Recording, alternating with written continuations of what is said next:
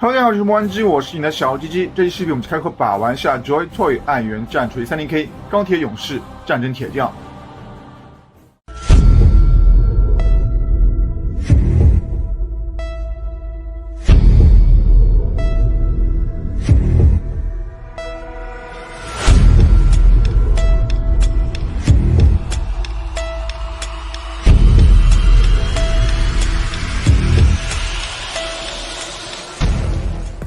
首先，素底部分全身都是比较结实的 PP 材质。从个人感觉来看，因为材质变化导致漆面是没有之前 ABS 版的精细，但是单按造型来看还是蛮不错的。因为是装备了终结者盔甲，所以素底的高度在17厘米左右。盔甲顶部是有装备机械臂，全部竖起后整体的高度呢达到了25厘米左右。头盔整体是偏向于扁平造型，并且带有棱角，感觉上机械味很足。整体为哑光黑的底色，在头顶和翅膀位置是给到银色的分色。眼睛部分金属光的涂装加强整体的质感。这次头盔连接的位置是没有脖子的，而是改到了身体上。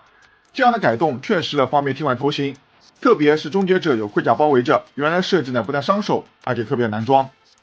头盔的上侧是有黑色鸟补仪装置，内侧仪器上是有红色分色，但图案和蹭漆比较明显。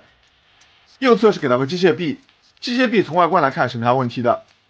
液压装置在转动的时候是有联动的效果，但可动部分就这一处，前侧的机械臂和爪子都是作死不可动的。连接位是带有固定的卡口，安装时需要注意别硬塞。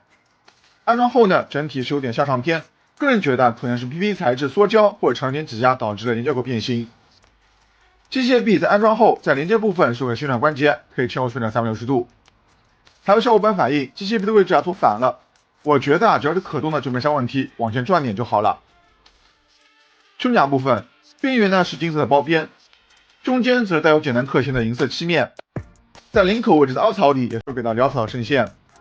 右侧上方和左侧下方都有一根黑色连接管。腰部的分件比较常规，上面是有3根内嵌的管子，背后为一体式的动力装置，造型不错，就是因为材质的关系，不管是中间的标志还是整体造型的锐度是不行的，非常肉。两侧肩胛部分为双层的装甲造型，右侧肩胛顶部为金色，其他为黑色，装饰上就有站的罗马数字图案。而左侧肩胛在中间是有给到黄黑条纹的分色。肩胛四周是有2层的垂摆装饰，内侧为红色布，外侧为带有镂空设计的皮质垂摆。手臂方面，双手在小臂内侧装甲上造型是不同的，手腕上则是给到了不同的浮雕标志，那这两处的浮雕锐度还是比较精细的。腰带上给到了一个大大的金色钢铁勇士的战争标志。下方裙摆造型的设计是和肩胛四周垂摆一样，分了2层，材质都为软胶。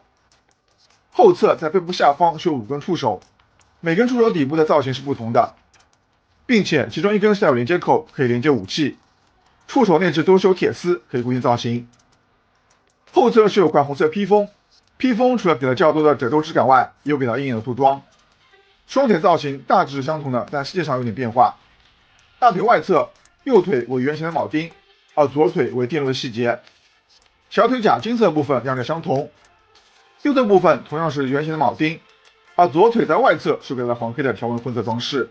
最后肩上部分可以看到有明显带有棱角的机械质感，并且在上方还有做这个棕色涂装。配件方面，首先是一颗替换的真人头，头的造型一眼望过去感觉有点倭瓜，上窄下宽。面部的细节表现还可以，除了脸部外，其他区域呢都有戴着棕色的皮质头套和各种线管。武器方面给到一把非常大的引力破碎锤，整体长度呢在24.5厘米左右。